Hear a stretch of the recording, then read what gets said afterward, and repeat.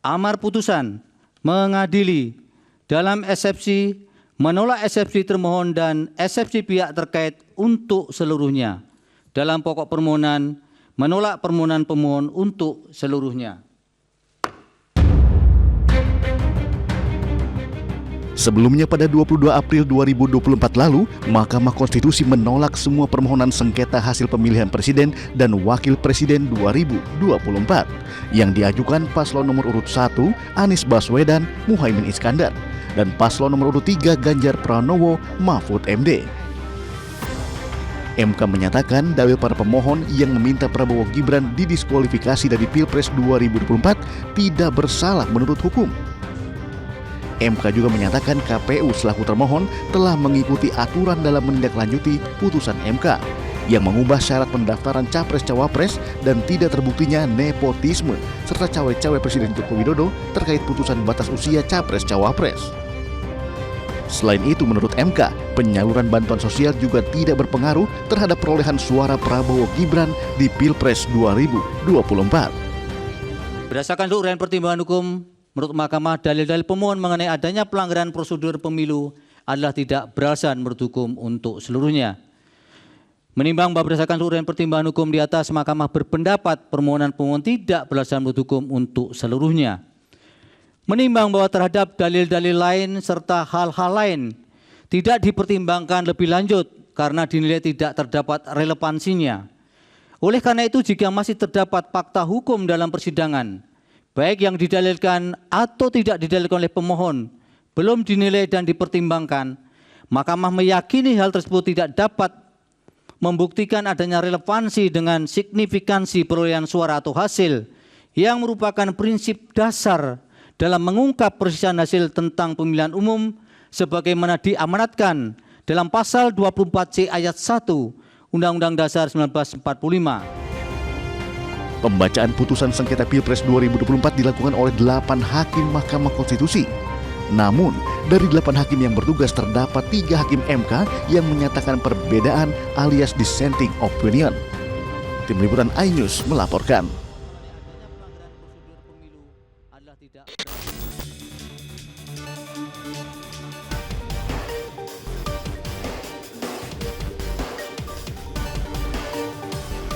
Saya Abraham Silaban, saya duduk bersama dengan Menko Polhukam, Marsikal TNI Purnawirawan Hadi Cahyanto. Terima kasih sudah menerima kami, Pak Menko.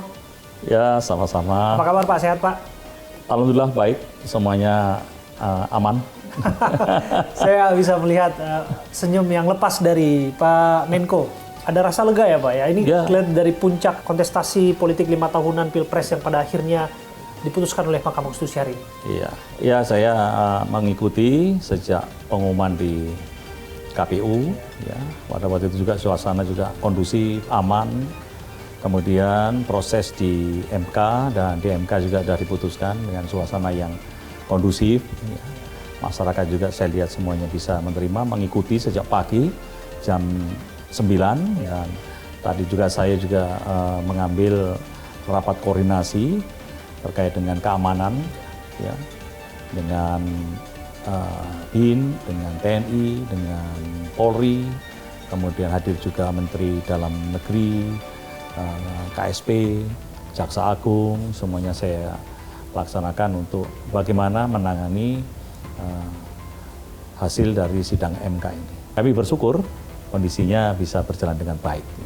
Luar biasa. Karena Anda ditugaskan pada satu tugas yang saya pikir tidak mudah, Pak Menko. Iya. Per 21 Februari harus diperhadapkan kepada pasca kepemiluan, pasca pencoblosan, selalu ada proses-proses. Iya. Proses hukum, tapi juga ada proses demonstrasi di jalanan yang berlangsung begitu panjang. Saya nanti akan ke sana Pak, tapi ingin saya bahas mengenai putusan Mahkamah Konstitusi hari ini. Putusan itu menolak permohonan yang diajukan oleh paslon nomor 1, termasuk nomor 3. 5 hakim mengambil keputusan menolak, 3 hakim dissenting, Pak. Secara praktis ini memang final dan mengikat, tapi pada kenyataannya ada yang senang, ada juga yang kecewa. Ya, inilah proses demokrasi.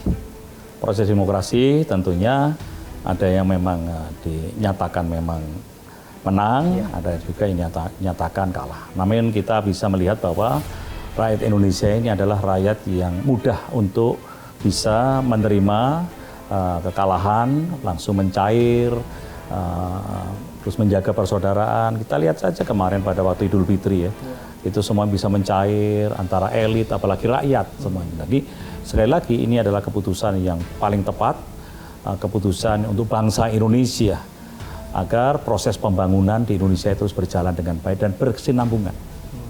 Dan kalau kita lihat di lapangan juga suasana juga kondusif, ini yang memang harus kita jaga, dan aparat juga melakukan pendekatan juga secara humanis untuk menyelesaikan permasalahan-permasalahan di lapangan. Sekali lagi, ini adalah satu keputusan yang sangat tepat untuk kemenangan bangsa Indonesia.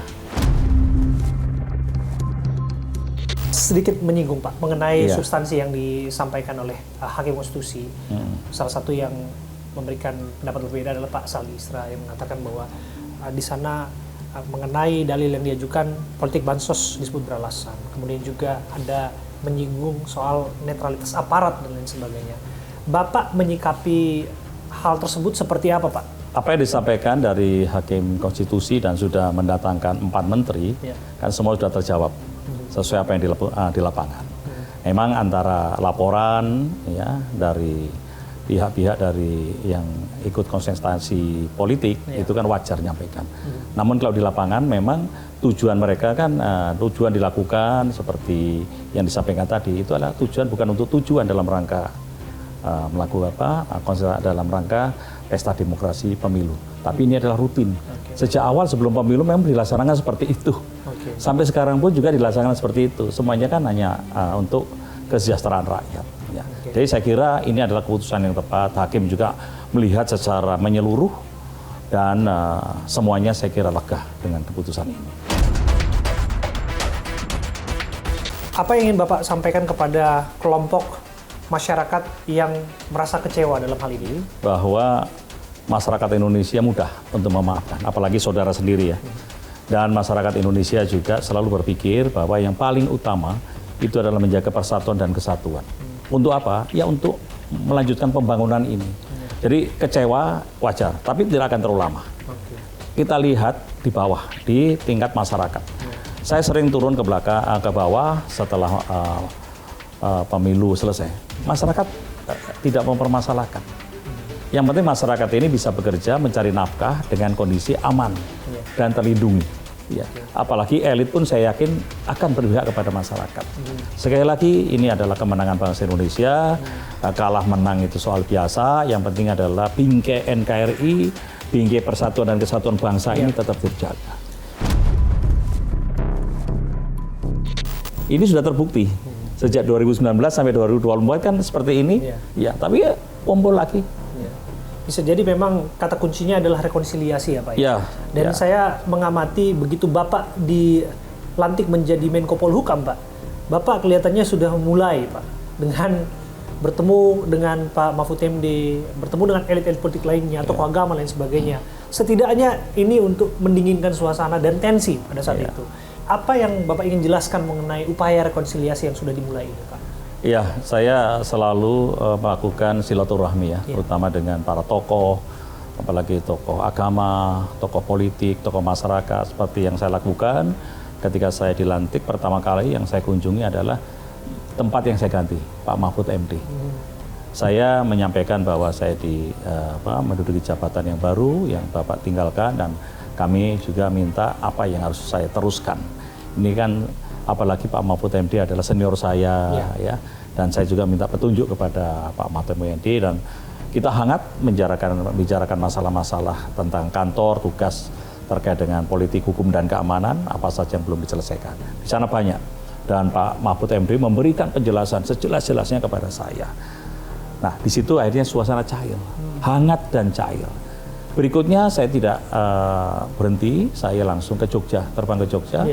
Saya menemui Sultan dan di sana pun kami berbicara masalah politik dan suasana hangat. Sultan pun welcome semuanya.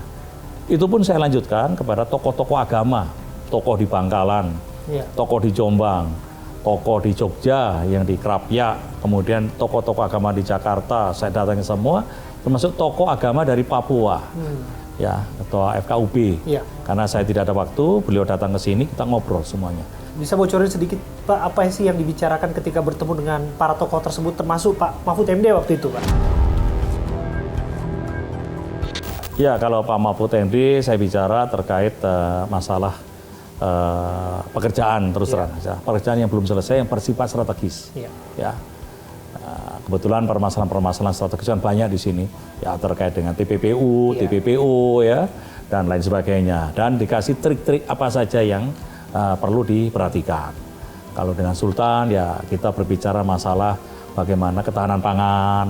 Tapi kan kita dengan hangat dengan Sultan, bagaimana kita bisa menjaga bahwa kita tidak kekurangan pangan di wilayah Jogja. Namun kan lebar permasalahannya. Ya.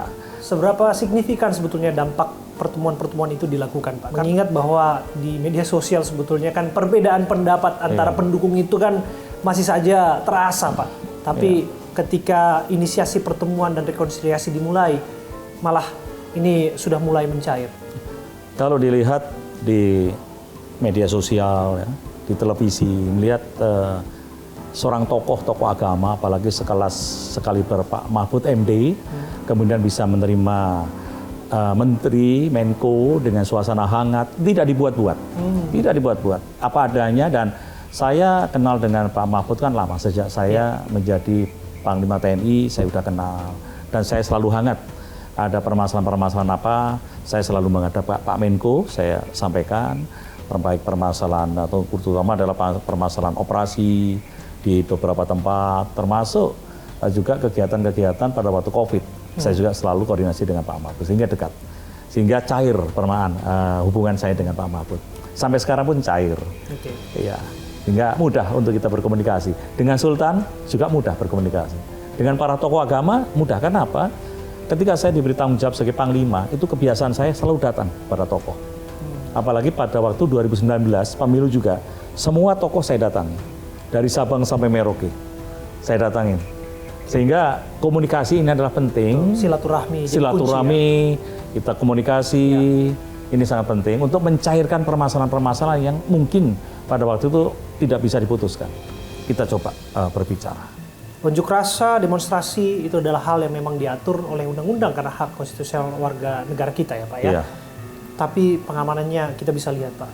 Saya lebih dari mungkin 5-6 bahkan hampir 10 kali Pak saya turun ke lapangan Pak dan melihat bagaimana aksi dilakukan mulai dari rekapitulasi di KPU, kemudian juga isu angket di DPR, sampai kemudian berperkara di Mahkamah Konstitusi. Kita tidak melihat ada gesekan yang seperti pernah terjadi di 2019 Pak. Saya tahu Bapak juga yang waktu itu menjabat sebagai Panglima TNI, mungkin saya nanti akan singgung sana. Tapi Bapak cerita sedikit Pak mengenai ini Pak. Yang pertama selalu saya kumpulkan adalah pemetaan. Di mana saja kekuatan massa. Setelah kita tahu di mana kekuatan massa, kita mulai melakukan bagaimana kita bisa mengkanalisasi. Supaya masa-masa ini juga tidak bentrok ya, kanalisasi. Dan kanalisasi kita serahkan kepada TNI dan Polri. Kemudian bagaimana kita menangani saudara-saudara kita yang sedang melakukan keinginannya untuk menyampaikan ya permasalahan. Itu kita menangani juga, kita hargai mereka. Karena ini adalah hak demokrasi. Kemudian kita dalam penanganannya juga jangan terlalu overreaktif. Karena toh mungkin di dalam sana itu ada saudara kita juga, ya, saudara satu keluarga, sehingga kita anggaplah dia keluarga. Seandainya ada yang keras, kita jangan malah membalas dengan keras. Dan di lapangan juga supaya tidak terjadi permasalahan, selalu saya sampaikan. Yang pertama, aparat TNI Polri supaya tidak membawa senjata api. Ini tidak boleh. Sehingga kita bisa mengurangi risiko karena emosi dan sebagainya. Kemudian berikutnya adalah kita harus lebih pendekatan secara humanis lah kepada mereka. Dan yang paling penting adalah di dalam proses pengamanan itu adalah instruksi dan koordinasi. Instruksi dan koordinasi. Instruksinya dari siapa? Koordinasinya bagaimana? Koordinasinya dipegang kendalinya oleh Kapolda. Ya, instruksinya apa oleh Kapolda dan koordinasinya kemana saja. Dan di setiap titik. dengan komando kendali, komando koordinasi satu. Sehingga siapa berbuat apa, bagaimana di satu tempat itu bisa teratur, bisa dimanage dengan baik. Dan saya memiliki gambaran sejak 2019 yang dilakukan adalah ini. Begitu saya di lapangan lihat, udah aman semua. Selalu ada media bertanya kepada saya, aman. Aman itu dalam arti kata saya sudah merencanakan dengan baik. Artinya semua sudah terukur ya Pak? Terukur semuanya. Dan kita pun juga memiliki adalah Rentinkon, rencana tindakan kontingensi apabila eskalasinya naik. Pintu mana yang harus kita buka, mana yang harus kita dorong. Itu semuanya sudah kita rencanakan. Mengapa harus disinggung tahun 2019? Karena pada saat itu Bapak menjabat sebagai Panglima TNI, Iya. Pak. Dan kita tentu semua pihak anak bangsa ini tidak akan mau kembali ke saat-saat itu sebetulnya Pak. Saat ketika ada demonstrasi yang pecah di Bawaslu Pak. Barangkali bisa cerita Pak, bedanya di 2019 dan 2024 itu apa sih Pak? Kira-kira nanti masih ada unjuk rasa nggak Pak ke depan ini? Selesai, sudah selesai. Sudah selesai. Sangat biasa. Ya, kita lihat elit politik sudah Ya, salaman, rangkul-rangkulan. Rakyat senang, rakyat sudah tenang.